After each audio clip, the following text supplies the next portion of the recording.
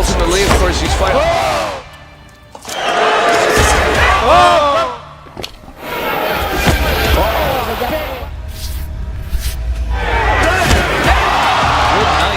Il y a des boxeurs techniques, il y a des boxeurs rapides, et puis il y a Beterbiehan, un homme qui n'aurait jamais dû devenir une star des sports de combat, et qui l'est devenu quand même. Plus de 150 kilos, un physique de camion, et des poings capables d'éteindre la lumière en quelques secondes. Dans les années 90, quand Beterbiehan arrive sur le circuit, personne ne le prend au sérieux. Trop gros, trop lent, pas assez boxeur. Mais très vite, une chose devient claire. Quand Beterbiehan touche, ça s'arrête. 4 rounds, pas plus, parce qu'il n'y a pas besoin de plus. Il enchaîne les KO comme d'autres enchaînent les échauffements. Des combats courts, sans stratégie compliquée, juste une règle, et frapper plus fort que l'autre. C'est comme ça qu'il gagne son surnom, le roi des 4 rounders. Eric Esch n'a pas grandi dans le confort. Il a grandi en étant moqué. Trop gros à l'école, trop lent, toujours le gars sur qui on rigole. Mais comme souvent, les gens qu'on sous-estime trop longtemps finissent par exploser. Un jour, alors qu'il bosse dans une usine de maisons préfabriquées, des collègues ont une idée stupide. Et si tu faisais un tournoi de Tougman? À l'époque, ces tournois, c'est simple. Pas de finesse, pas de carrière. Juste des mecs énervés qui se tapent dessus. Alors il fait un régime mythique. Il déteste ça, mais il le fait. Et il entre dans le tournoi. Dès les premiers combats, le public comprend. Ce gars-là, c'est pas un boxeur classique. C'est une boule de destruction humaine. Il avance, et les autres tombent.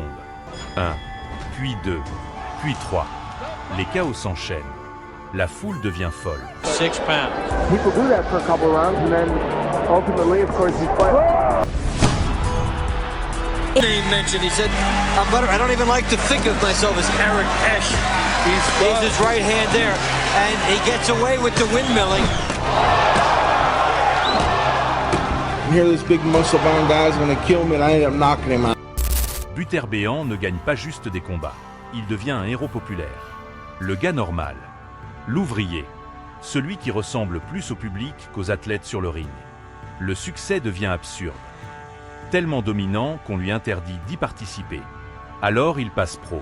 Et là encore, personne n'y croit. Mais les mêmes scènes se répètent. Des bodybuildés, des mecs sculptés, des vrais boxeurs. Tous se font coucher par un type rond, lent et terrifiant. Le public adore. Tellement qu'il devient le boss final d'un jeu vidéo Sega. Un ouvrier d'usine. Dans un jeu vidéo de combat. Ça n'a aucun sens. Et pourtant, pourquoi ça marche? Parce que Beterbiehan n'est jamais ennuyeux. Pas de danse, pas de calcul, pas de faux semblants. Il vient pour une chose, KO. Il frappe fort, il frappe souvent, et surtout, il frappe sans peur. Son style, c'est du Tougman pur. Un rythme infernal, une pression constante. Et quand il touche, le combat est fini. Un physique qui ment. Ce que les gens ne savent pas, c'est que malgré son poids, Beterbiehan est en meilleure santé que beaucoup de boxeurs. Pression sanguine normale, un corps énorme, mais fonctionnel, un symbole populaire. Très vite, Beterbiehan dépasse la boxe. Il devient une icône, même du sumo au Japon. Parfois c'est ridicule, parfois c'est brutal. Mais une chose ne change jamais. Là, les gens regardent. Parce que Beterbiehan, c'est pas juste un combattant, c'est un spectacle.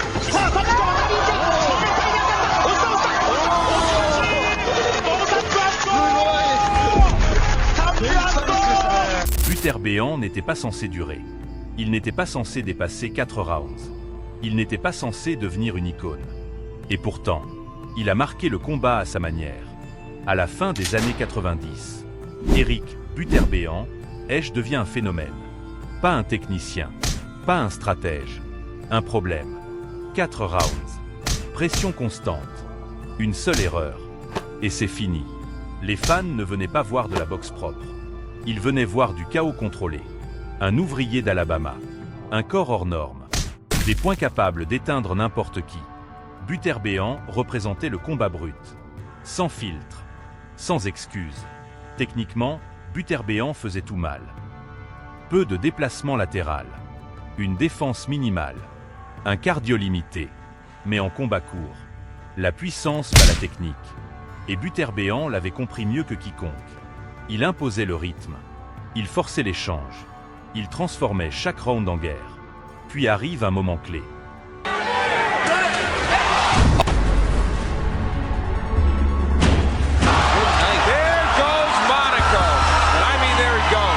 Le combat, ce n'est pas que la perfection, c'est l'émotion. Beterbiev n'était pas le meilleur. Il ne battait pas l'élite. Mais il offrait quelque chose de rare. Du vrai, du violent, du mémorable.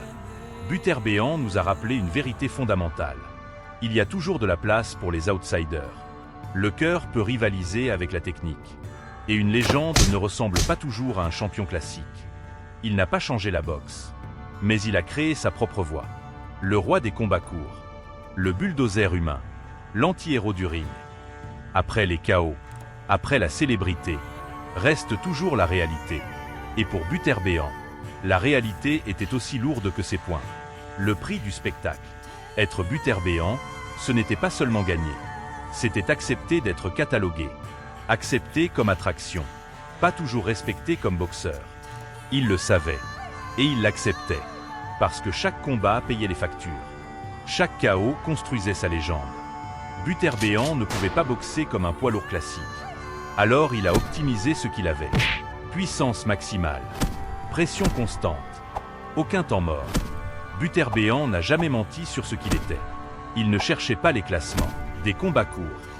Des adversaires prêts à échanger. Un rythme qui favorise la destruction rapide. C'était un modèle économique. Et il fonctionnait. The men's business tonight. Good right hand by Butterbean. Clark trying to fight back. That's it. Clark is down and out of the ring. Walking across the ring. Good body shot. Missed that one to the head.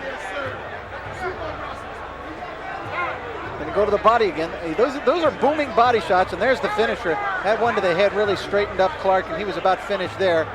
And finally, Butterbean just overpowering. Look at his eyes roll up. This man is going down.